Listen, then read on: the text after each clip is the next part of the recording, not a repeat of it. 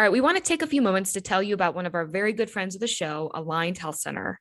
Aligned Health Center is the first chiropractic biophysics clinic in Northern Ohio serving patients in Westlake. The team at Aligned Health Center helps patients with back pain, neck pain, migraines, ADHD, digestive issues, sleep disturbance, whiplash, scoliosis, and much more. The mission at Aligned Health Center is simple: to help people in Westlake and Beechwood areas achieve the best possible health and overall wellness. They know what it's like to have constant neck and back pain. It's no fun, and they are here to help. And as a special offer for the Orange is Orange listeners, it's you guys, Aligned Health Center is offering a free exam to our incredible fans. That's right, free exam at no cost just for you. So give Aligned Health Center a call at 440-230-6865 or visit their website at alignedhealthcenters.com to make an appointment and to learn more about how Aligned Health Center can help you. Make sure you mention Oranger at checkout to receive the free offer. Again, that's 440-230-6865 or visit alignedhealthcenters.com.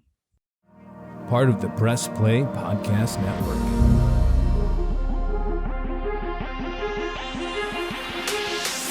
45-50, 45-40, run, William, run! He's got blockers in front, 5, touchdown! Joshua Cribbs turns disaster into a score! Kick block! They blocked the kick! All right, hello and welcome into the Orange is Oranger Cleveland Browns podcast. I'm Holly Wetzel, joined as always with my man over there, Mr. Tyvis Powell. Tyvis, how you doing? Come on, man. You know, listen, Holly, every day that I'm alive and I'm on this earth, it's a blessing, you know, so I'm going to definitely handle business today. You know, it's a big episode. I can't wait to get into it with my main man here. Yes, we have a pretty awesome guest today. And we have a lot to look forward to and talk about and discuss for the upcoming season for the Browns. And we hope that part of that future is our guest. So he is a two-time Pro Bowler, a Northeast Ohio native, a former Ohio State Buckeye, and a first-round draft pick. Cleveland Browns cornerback, y'all, the Warden is here. Denzel Ward is joining us today. Denzel, welcome. Thank you. Appreciate it. Thank you. Thank you guys for having me. Do you like the name? Do you like the nickname, the Warden? Yeah, that's what I want to know. Do you like Flash better or the Warden? Yeah. I like the Warden. The Warden, I didn't brought the Warden on, so I'm liking the Warden. Well, you know, see, I know you as Flash Ward. I know. I changed it up. Coming into the league too, I know Myles Garrett. He like Flash Garrett, so I was like, I kind of came into my own thing and did the Warden. So I think that one's sticking around a little bit. Yeah, I like that.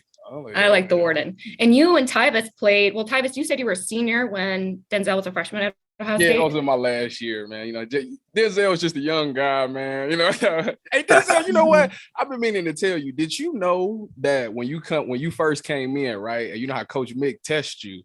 Do you know what you ran in your 40 your first time?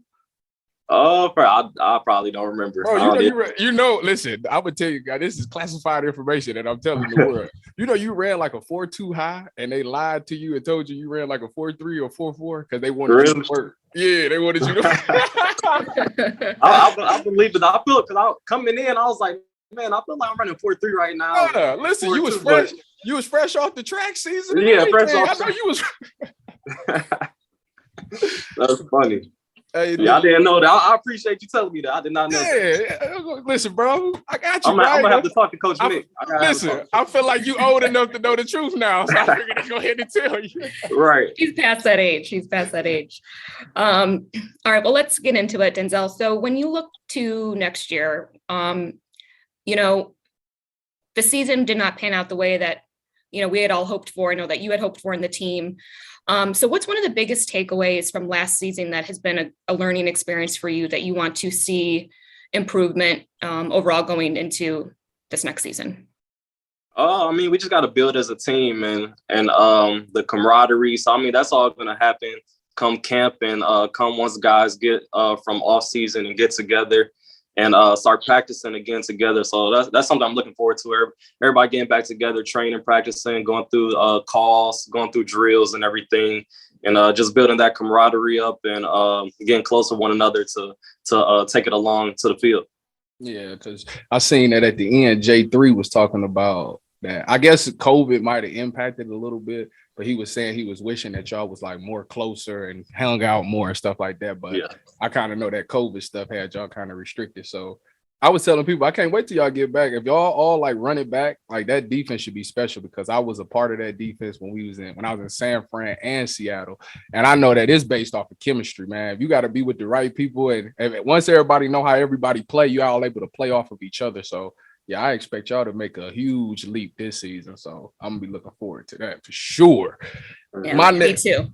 My question for you, my thing for you is that you always been a man of the people, and that's what I respect about you the most. You know, you got to the league, but you always look back to your high school, and you always looking to give back, and I respect that 100%. Tell us a little bit about your charity work. I know you got your foundation, Make Them Know Your Name. Tell us a little bit about that. Yeah, so it was inspired, sadly, by the passing of my father, who passed away from cardiac arrest. So that's what my family and I started the foundation, Make Them Know Your Name. And that was a saying that my dad used to say when we were little kids growing up, and just tells to make us know our name. So that's how we got the title for the foundation. And we're just being a heart health awareness around the community, putting CPR and AED kits in communities around Cleveland, and looking to expand it to various communities and around the world. That's nice, man. Hey, RIP to your pops, man. Your pops was I don't think he was my principal when I was in Bedford. I think I may have missed him because he was at Heskett too, right? Yeah, I think I may have just missed him, but man, I talked to him so many times. He used to come up to the high school and after games and stuff like that. He used to always talk to me. He's a really good dude, and he was somebody that was respected among that community so much. So, appreciate that, Mr. Ward, man. He was a really great dude, and he really did a good job with you, Denzel. You're doing an amazing thing, and I know he's proud of you for sure. Appreciate that.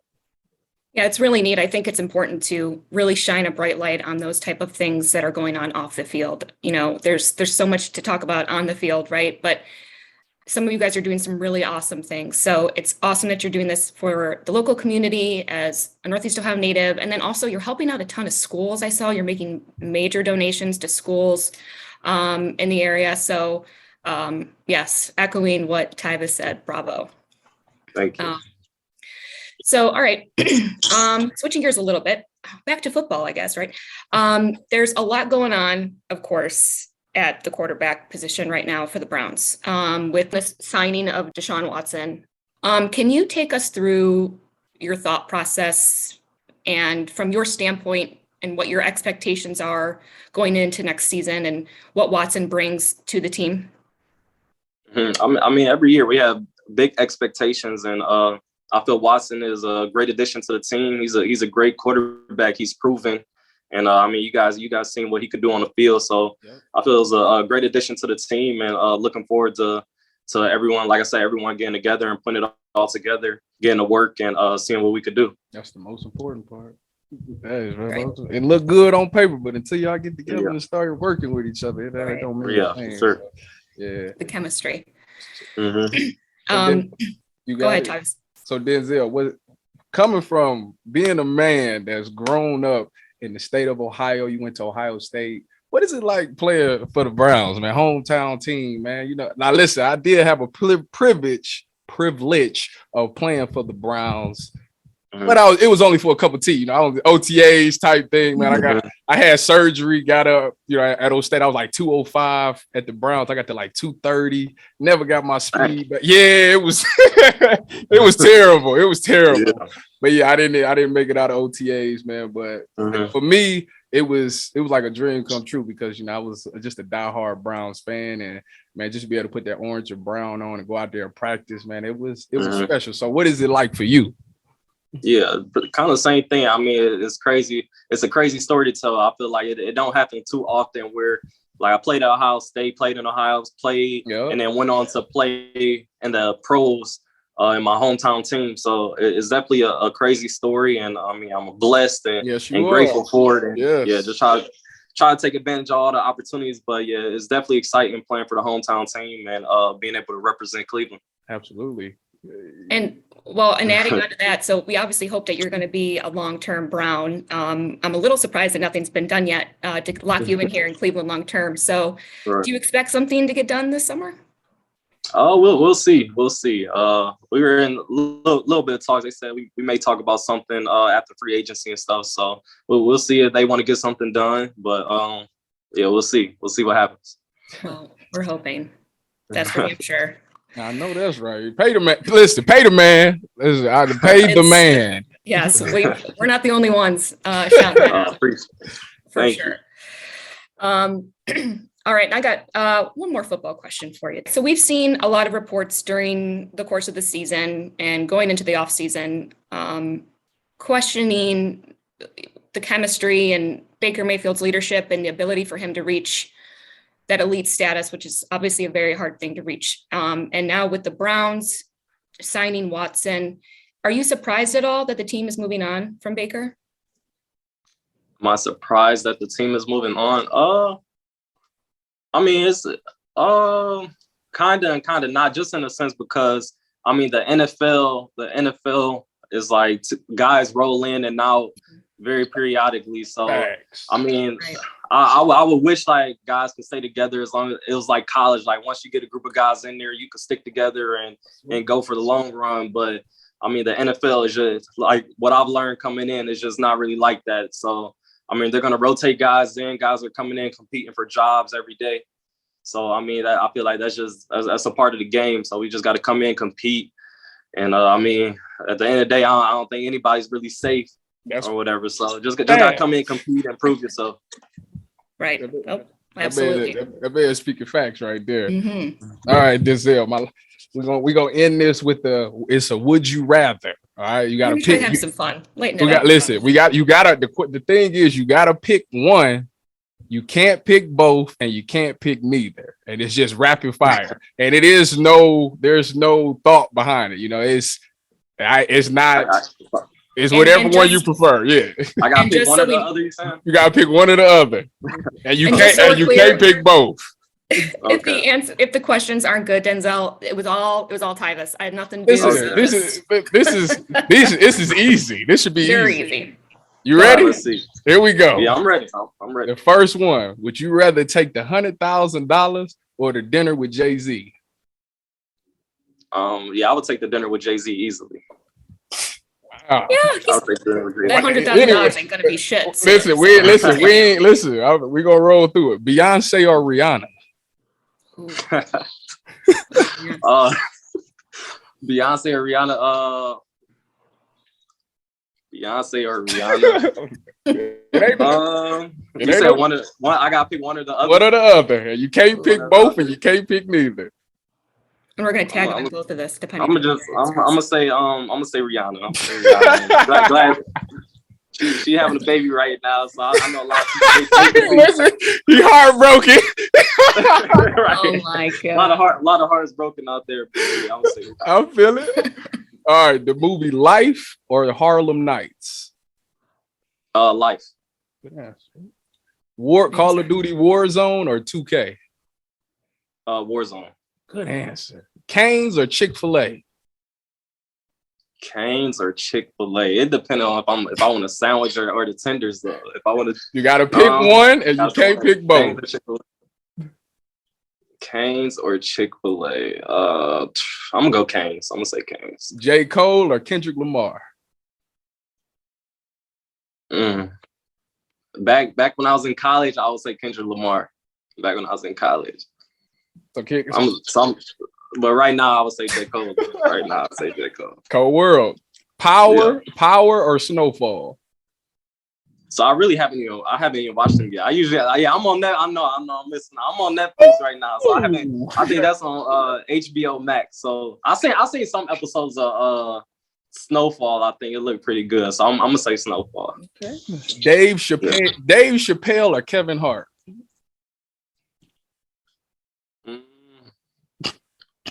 Dang, Dave Chappelle or Kevin Hart?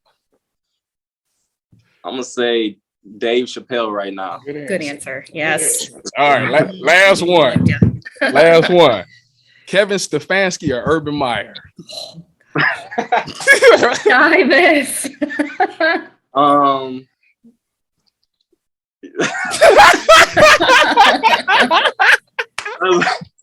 That's funny. funny. I knew I tripped him up with that one. I knew I tripped him. Right, yeah. So right now, yeah, I'm gonna go Kevin Stefanski. Great answer. But shout out to Coach Meyer though. He played a big factor in my career at Ohio State and going on to the pros. Great answer, man. You're a smart man. This is a smart man. Ladies and gentlemen, this man is very smart. Hey, Denzel, I do have one more question. I got to ask you real quick about Cameo. I see you're on Cameo. You on How is that going? Are you getting what's the weirdest Cameo request that you've gotten? Oh, I really haven't even gotten anything too crazy on there. Just a lot of birthday shout outs and people want me to say congratulations about something. So yeah, I haven't got anything too crazy yet. Oh, good. Okay. Well, that's refreshing. Yeah. They be talking crazy on Cameo. Nah, it could be filtered though. Like I could choose what I would want to respond to though. Smack. That's good. I don't know how that works. Well, thank you, Denzel. I appreciate you for making it through Fast Money, man. You did a good job. Sure. Appreciate you for coming on and blessing the show. It's nice to know that you are a man of the people. I actually thought that you were big time me, but you know, he did say that. It's good to know, man, that I got some good graces in your heart. I appreciate that. For sure. For sure. Wishing you a healthy season, man. Continue to do what you're doing. I'm a huge supporter of you. Just watching you grow, man, it's really been amazing to see your transition from college to the NFL and from season to season, man. You've been a guy that on that defense I could depend on to step up and make plays when it's time. So just continue to do what you do, man. Yes, sir. Appreciate it, man. Appreciate it. Yes, thank you, Denzel. All right, we're going to take a quick break and we will be back on the Orange is Oranger.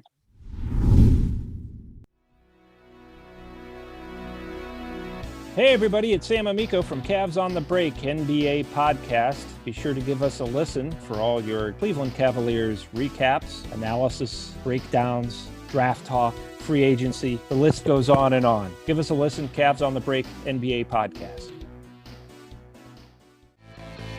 Looking for new insights on the Cleveland sports scene with a unique side of Cleveland sports history? Then you found the perfect podcast. I'm John Sable. And I'm Scott Sable, and we're hosts of the Sable Brothers on the Baseline podcast, a podcast about Cleveland sports, but not your typical podcast about the land's sports teams. Join us as we embark on a journey of sharing a unique and historical side of Cleveland sports history with the help of some former Cleveland sports stars and other historical figures. All right here on the Sable Brothers on the Baseline podcast, part of the Press Play Podcast Network. All right, we are back on the Orange is Oranger Cleveland Browns podcast. I'm Holly Wetzel. He is Tyvis Powell, and we were joined by the Warden. I know he likes that nickname, which is good. Denzel Ward, thanks so much for joining for us today. I hope the Browns are listening and are making sure that this man, as Tyvis said, gets paid. Pay the man. He's earned it. You know, it was a lot of knock on him being, healthy and whatnot. And I think 15 games out of 17 that's good enough. And his coverage ability has improved every year. He's really done well on number one wide receivers. I mean, come on. The corner is a position that you can't just think that you could plug anybody in and play. You gotta, if you got a top guy who can cover, like that's an asset to your defense. It allows your defensive coordinator to roll coverage to the other side of the field because he's able to handle himself by himself. And that's huge in this, especially in today's defense, to be able to check these receivers, because the talent level is different than what it used to be. To be able to check a wide receiver by yourself with no help, that's a huge asset. So I hope the Browns are smart enough to realize that and not think that they can just, get somebody else in there. Oh, yeah. I mean, and he, and his ability to kind of, occupy that one side of the field while someone like Newsome, right, is still in that learning process and giving him a chance, to grow and shine. I think that's awesome. So absolutely. And on top of that, I mean, the man is the man of the people. He's doing all this stuff in Ohio to make Ohio a better place. And I think everybody in the community and the city of Ohio, the state of Ohio really loves and adores him. So if I was it would be just smart, in my personal opinion, to keep somebody like that around.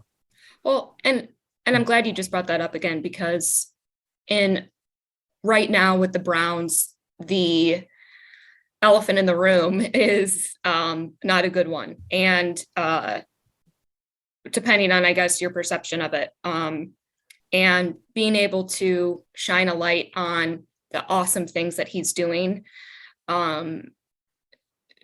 These guys, while may not always have the best reputations, right, and going on, and they're just supposed to be just football players, right? They're just supposed to be go on the field, do your job. You're supposed to not have feelings towards it, whatever.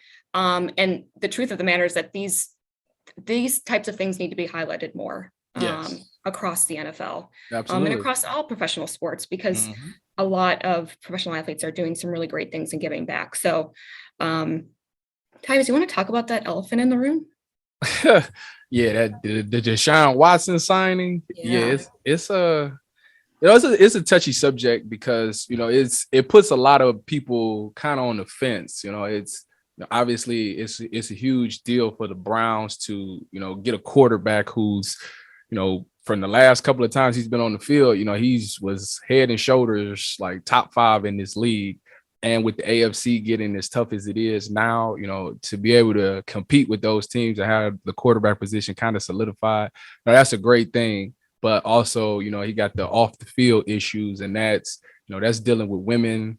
That's accusing him of doing something that's just terrible. And it's hard for people to, like, as a Browns fan, you're kind of excited about it because your team has gotten better.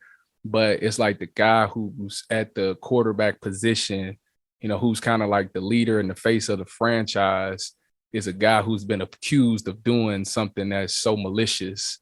And that it's tough because it's like, man, I love the Browns, but the thing about it at this very moment is that I am one of those people that go with the fact that you are innocent until proven guilty. So right now he hasn't been convicted yet, or if at all.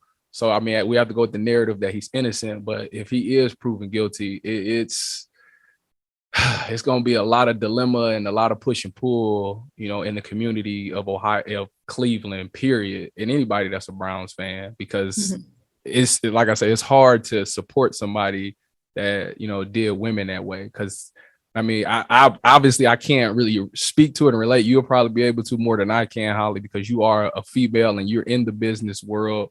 And, things like this probably happen. It probably happened often, which is sad to say that. I think we should be at a point of our lives and in time that, women should be considered equal. They should be given the respect. They shouldn't be looked at as an object, I should say. They should be looked at as people, as human beings that deserves respect with all the stuff that they put up with on a day-to-day basis. So, it's going to be quite interesting moving forward.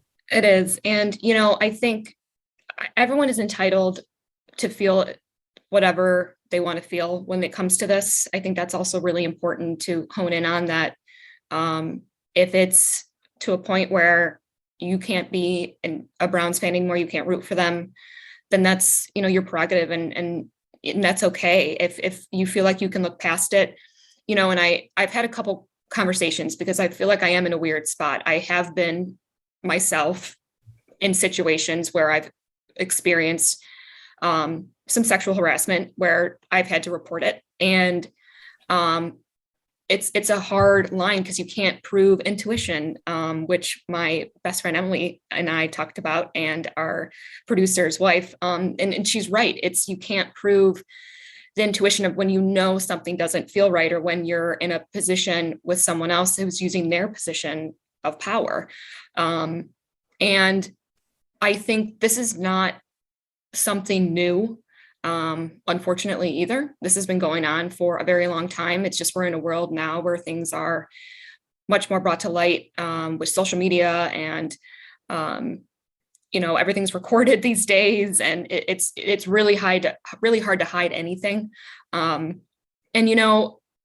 I know things, Tyvis, and I'm sure you do too, about other professional athletes that do not have a clean background, and no one knows, right? And they're beloved and whatnot. So it's a really tricky thing. We put athletes up as heroes, like you and I talked about, Tyvis. We texted about that, and it's true. When we put these guys up on the pedestal, it's hard to not you want to hope, right, that that's just, they know that that's their job and they want to do the right thing, but that line gets blurred a lot. I think the people forget that, you know, athletes are human beings, and you know, they're so talented on the field, and it's like we watch them and it's like they're so amazing to us, and that we just think that, you know, if they're this good on the field, then they're probably a good person as well. But sometimes it just doesn't go hand in hand like that. And you know, we have to realize that everybody makes mistakes in life. I think the best part is how they respond to that mistake. How is this, you know, because 22 mistakes, that's a lot of mistakes. Is he moving forward now that this has all happened?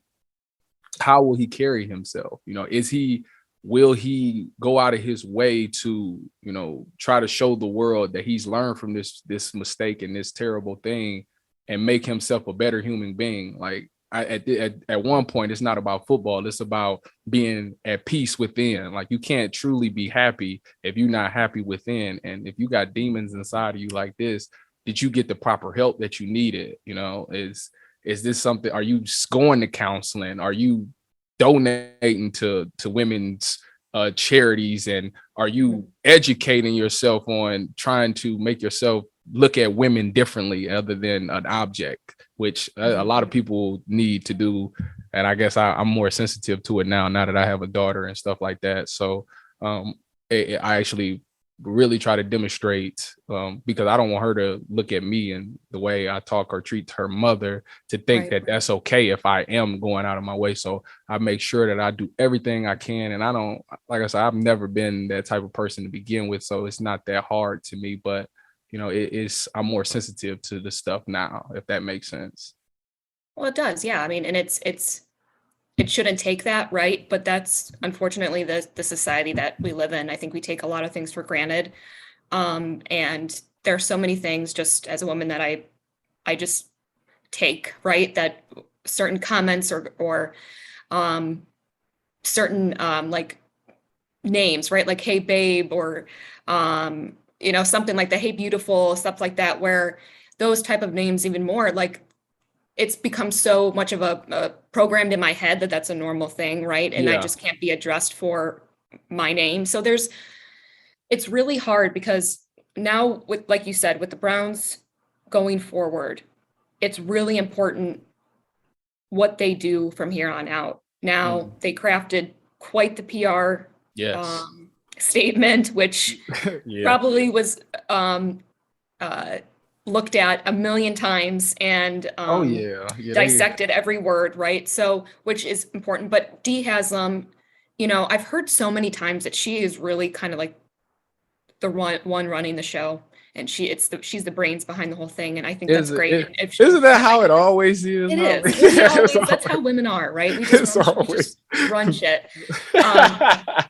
Dee Haslam is a member of the conduct committee for the NFL. And I think that's a really, I don't know, hoping, reassuring thing that she is going to, that she has a plan.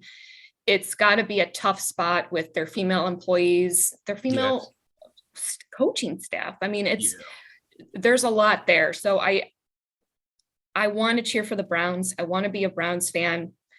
And maybe, Tyvis, you and I look at it a little different too, because we work in the business. You've played. It's a different view. I view the NFL as a straight business. It just is. That's exactly what it is. That's what it is.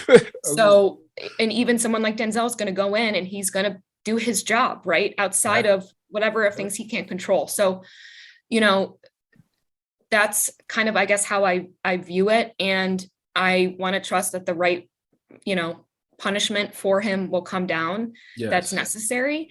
But I also want to try and trust this front office. So it's going to be an interesting season. It is. It really is. And so we can pivot a little bit from DeShaun though, because Baker is still, as we're recording this, it's still not gone. Yeah. You know, this has to be, it's some reasons to why, you know, obviously, you know, the Browns leaked that they wanted an adult. I think people around the NFL, you know, obviously, I think, you know, that NFL 22 camera angle. So if you go look at some of that, if you go look at like some plays from back last season, you'll see that it's a bunch of players that he missed that was like kind of wide open. And it's like, I guess he didn't just trust his arm to get it there. So obviously that was affecting him. And his decision making was just not that great last season. And he's coming off a shoulder injury. I mean, he has surgery. So you don't quite know what you're getting. So it's hard to really trade. Like some people think he's going as good as a second or third round pick. It's hard to give up that and not know how he'll be coming off of this shoulder injury, because I mean, trying to explain to your fans that we traded for Baker Mayfield and they go back and look at his tape from last season, they'll be like, why did we do that? We'd rather probably just get a rookie or something like that. So I think that ties into it a lot, especially with the adult in the room thing, because that shows that he might not be a leader. And at the quarterback position, you have no choice but to be that leader. And yeah, it's going to be quite interesting. I hope that for his sake that he does land somewhere soon. I don't want him to be one of those guys waiting on the quarterback to get injured to be brought in. Like I think that's you don't want a quarterback controversy in like Seattle, or like, you don't want to. No, see, I'm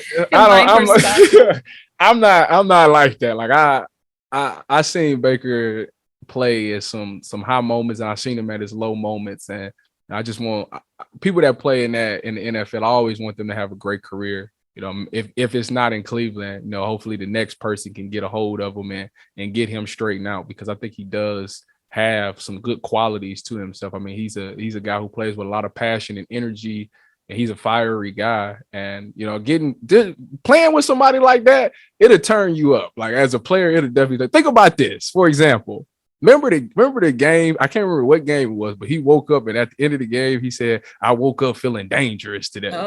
Remember that? And it took off like that. That mindset just kind of took off with the Browns, and you see them start playing like, "Oh yeah, I feel dangerous" and stuff like that.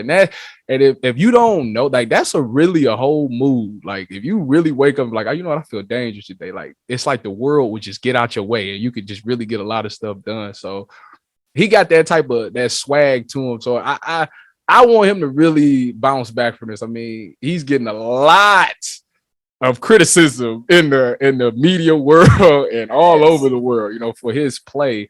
And I just want him to have a bounce back story. That's all. Yeah. And look, no one wishes him ill, right? I think I want him to do well in life and succeed and he turned around this franchise. He did.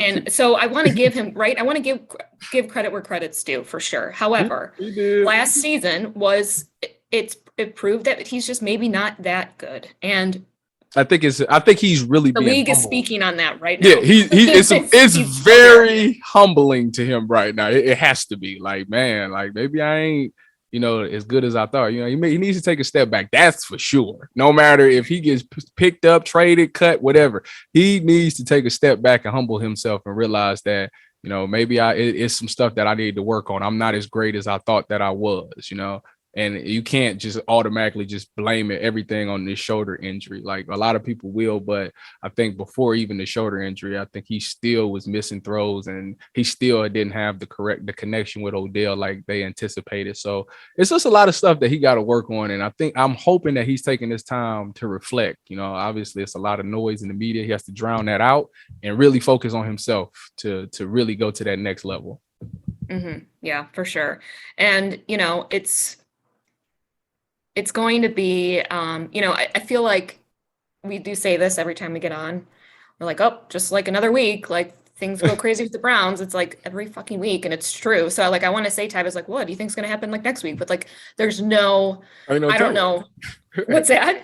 There's no telling what's going to happen. There is no telling. So where he's going to end up, if he's still here, if we got to drop him, who knows? And hopefully, maybe we're going to get, I don't know. You think we're going to get Jarvis back? I mean, wouldn't that be telling though? Like, just imagine if Jarvis and Odell decided to come. But the thing, it would really have to be like an Odell thing. But Jarvis kind of, he was on the fence with it. He was, if you throw another year on my deal type thing and we can restructure, then I'll come back. So it wasn't like he was 100% against like Baker like that. Like he was willing to come back because I think he had a Pro Bowl season with us, right?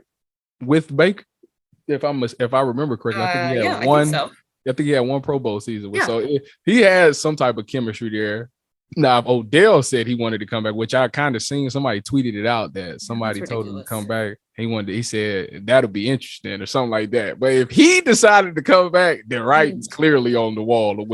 Had he not won a Super Bowl, Tyvis, I think that argument could definitely be made.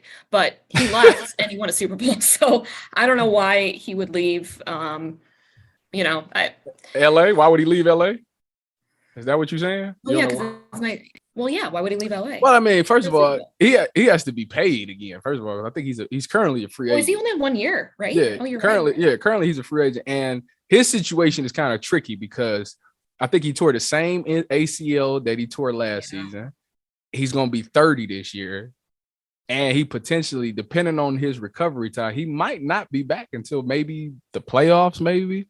And if he does come back from the playoffs, now you got to wait for him to get in game shape. Now he's going to take 2 games. Even the season might be over. So it's a potential chance that he might not even play this season. Then he'll be back fully healthy at 31 years old. You climbing the ladder at 31 years old. 31 in the NFL is considered old. So Thank it's you just for that caveat in the NFL, please. Thank you. You young. You young, girl. Girl, you don't look a day over 21. Don't do that to yourself. 31 in the NFL is considered old, and coming back from an ACL injury on the same knee twice, will he ever be as good as he once was? And I think, Odell is obviously a passionate guy. He's obviously going to do everything he can to get back there, but I guess time will tell to see if he actually makes it there. Yes, time will tell a lot, especially with the Browns and what they decide to do next. It's going to be an interesting draft too. Not so much even a draft either. It's kind of a weird. We're talking about doing some type of pick party at ESPN Cleveland because we're going to do a big draft party, right? The Browns could trade up into the first round. They got enough capital. Yeah, they could. That's true. We talked about that. I guess depending on how the rest of this free agency goes, all I know is for sure is that they need a DN, a D tackle, and a wide and a receiver. Those things have to be addressed. If it doesn't get addressed in free agency, man, I'm the Browns at pick 44. And I still need those 3 positions. I think it depends on who's available. I think I would like them to just resign Clowney. I'm really a believer in the fact that this was like I was explaining to Denzel. You really playing defense. You really have to know the players around you and how they play because you have to play off of them.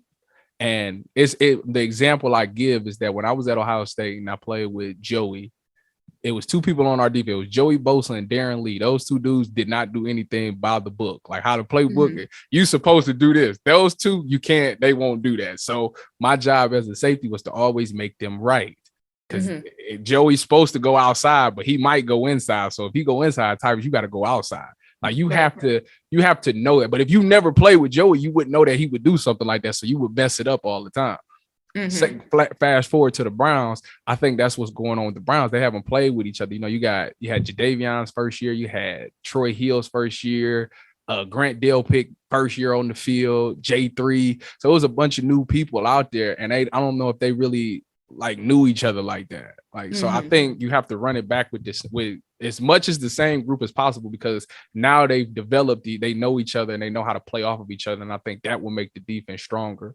But like Denzel said, it is a revolving door in the NFL and people come and go. So it'll be quite interesting. Yeah. That's my spew of the day. That's the inside the locker room information right there, ladies and gentlemen. Ooh, that might have to become a bit there, Tyvis. I like that. Inside the locker room with good old TP over there. Yeah, I was talking to one of my friends and he just don't believe in the Browns, man. And it's sad. He said the only time the Browns is going to the Super Bowl is when he goes to the bathroom. Oh God! I know, man. It hurt my heart. I told him he gonna eat unfortunately the heard words. that before. He gonna eat the words. I need them to have a great season so I can rub it in his face. Leave it to you to end the show with a good old dad joke there.